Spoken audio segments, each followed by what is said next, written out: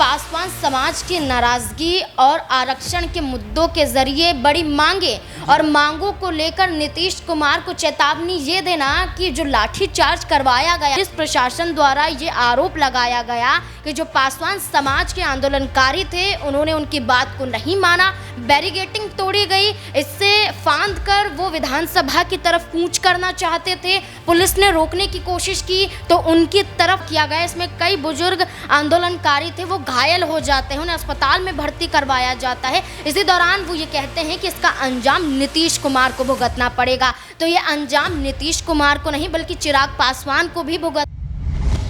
2025 विधानसभा चुनाव से पहले नीतीश कुमार जहां तैयारियों में जुटे हुए हैं, बिहार को एक अलग ढंग से विकास की रफ्तार पर ले जाना चाहते हैं, तो वहीं अब नीतीश कुमार ने एक ऐसी गलती कर दी जिसकी वजह से कहीं ना कहीं अब उनकी मुश्किलें बढ़ती हुई नजर आ रही है। दरअसल बीते दिनों जिस तरीके से पासवान समाज के लोग पटना में कहीं ना कहीं प्रदर्शन कर रहे थे तमाम मांगों को लेकर के, लेकिन उन पासवान समाज के लोगों पर कहीं ना कहीं बिहार पुलिस ने लाठीचार्ज कर दिया और गुस्साए लोगों ने खुले तौर पर कह दिया कि नीतीश कुमार को इसका अंजाम अब विधानसभा चुनाव में भुगतने को मिल सकता है। आपको बता दें कि कल बिहार की राजधानी पटना में पासवान समाज ने अपनी विभिन्न मांगों को लेकर प्रदर्शन किया और उनकी प्रमुख मांगे थी चौकीदार दफादारी के पदों पर 80% पासवान समाज के लोगों की बहाली हो, इसके साथ ही कुल देवता के मंदिर का निर्माण हो और भारतीय सेना में दुसाध रेजिमेंट का गठन हो और बिहार में 65% आरक्षण की जो है फिर से बहाली हो।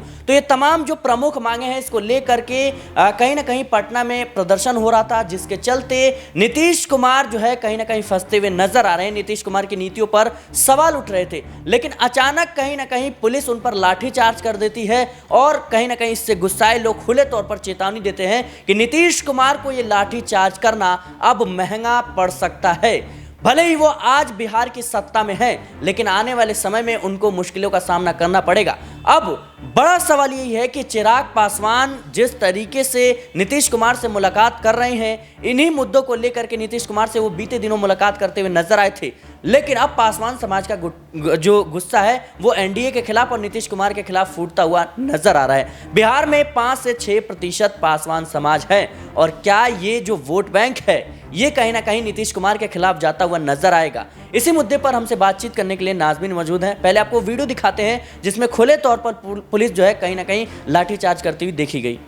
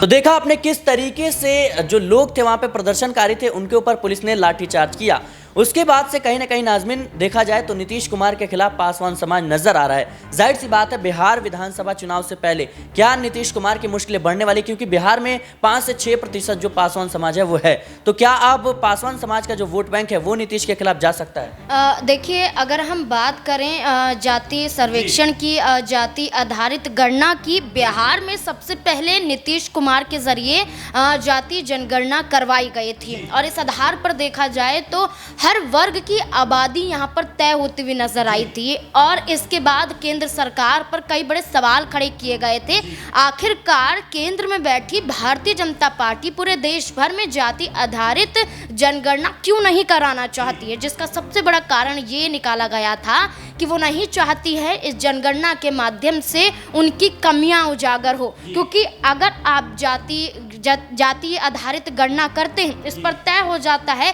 कि कौन सा वर्ग किस आबादी में है और क्या उसे नौकरियों में आरक्षण मिलना चाहिए, क्या हॉस्पिटल की सुविधाओं में आरक्षण मिलना चाहिए, क्या शिक्षा के स्तर पर आरक्षण मिलना चाहिए। इन तमाम मुद्दों के जरिए आरक्षण की मांग जाति आधारित जनगणना के जरिए की जाती है। और यही जब बिहार में हुआ था तो उस वक्त आरोप लगाया गया जब महागठबंधन की सरकार थी तेजस्वी यादव और नीतीश कुमार पर कि जानबूझकर ये जनगणना करवाई गई है। लेकिन आज ये स्थिति है कि पासवान समाज जो अनुसूचित जाति में आ जाता है, जो एससी वर्ग में आता है, जो पिछड़े वर्ग में आता है, वो अपनी मांगों को लेकर अब मुखरता के साथ नीतीश कुमार के सामने अपनी मांगों को उठा रहा है। या कहें कि बिहार में मौजूदा सरकार किसकी है? एनडीए की सरकार है, नीतीश कुमार मुख्यमंत्री हैं और ऐसे में नीतीश कुमार से मांगे यहाँ पर रखी जाएंगी उनके सामने और पासवान समाज ये मांगे भी रख रहा है। जैसे कि आपने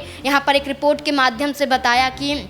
अपनी पुश्तैनी नौकरियों में वो लगभग 80% आरक्षण की बात करते हैं, 65% यहाँ पर बहाली की बात करते हुए नजर आते हैं। जी बिल्कुल, यहाँ पर बात सिर्फ यही है कि नौकरियों का मुद्दा सामने आ जाता है और नौकरियों के लिए जिस तरीके से ना सिर्फ हम बिहार में देखें बल्कि उत्तर प्रदेश में अपना दल सोनेलाल प्रमुख अनुप्रिया पटेल ने एक मुद्दा उठाया था ओबीसी आरक्षण का कि नौकरियों में ओबीसी वर्ग के लोगों को हिस्सेदारी नहीं दी जाती, नौकरियां नहीं दी जाती। जब वो इंटरव्यू के लिए जाते हैं वहीं से उन्हें भगा दिया जाता है ये कहते हुए कि ये अनरिजर्व्ड सीटें हैं। नाज़मीन, एक अहम सवाल यह भी है कि जिस तरीके से देखा जाए तो कहीं ना कहीं चिराग पासवान जो है वो नीतीश कुमार के खिलाफ में अपनी राजनीति करते हुए नजर आए थे। चिराग पासवान जो है नीतीश कुमार की कई नीतियों पर सवाल उठाते हैं, नीतीश कुमार पर भ्रष्टाचार के आरोप लगाते हैं, लेकिन अब जब सत्ता में आए हैं तो जरूरत पड़ने पर चिराग पासवान नीतीश कुमार के कंधे से कंधा मिलाकर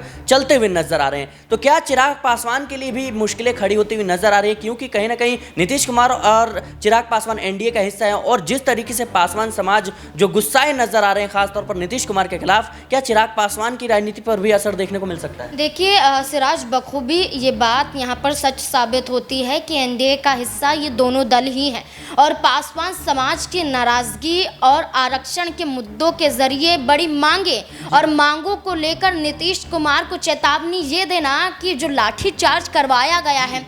जिस तरीके से आपने बताया कि पटना के गांधी मैदान से जिस तरीके से ये यात्रा निकली थी, ये प्रदर्शनकारी अपनी यात्रा को बिहार विधानसभा के बाहर यहाँ पर लेकर जाने वाले थे, वहाँ विरोध प्रदर्शन होने वाला था, अपनी मांगों को उठाने वाले थे, लेकिन पुलिस ने यहाँ पर जेपी गोलबंद है वहीं पर इन प्रदर्शनकारियों को रोक लिया, बैरिगेटिंग कर दी गई। इसके बावजूद देखा जाए तो पुलिस प्रशासन द्वारा ये आरोप लगाया गया कि जो पासवान समाज के आंदोलनकारी थे उन्होंने उनकी बात को नहीं माना, बैरिगेटिंग तोड़ी गई, इससे फांद कर वो विधानसभा की तरफ कूच करना चाहते थे। पुलिस ने रोकने की कोशिश की तो उनकी तरफ हमलावर होते हुए नजर आए, तो यहाँ पर सेल्फ डिफेंस में उन्होंने लाठीचार्ज किया। यहाँ पर पुलिस कर्मियों का दावा है कि उन्होंने लाठी पहले नहीं बरसाई, इससे पहले प्रदर्शनकारियों ने उन पर हमला किया था, मजबूरन उन्हें यहाँ पर लाठीचार्ज करना पड़ा। आज ये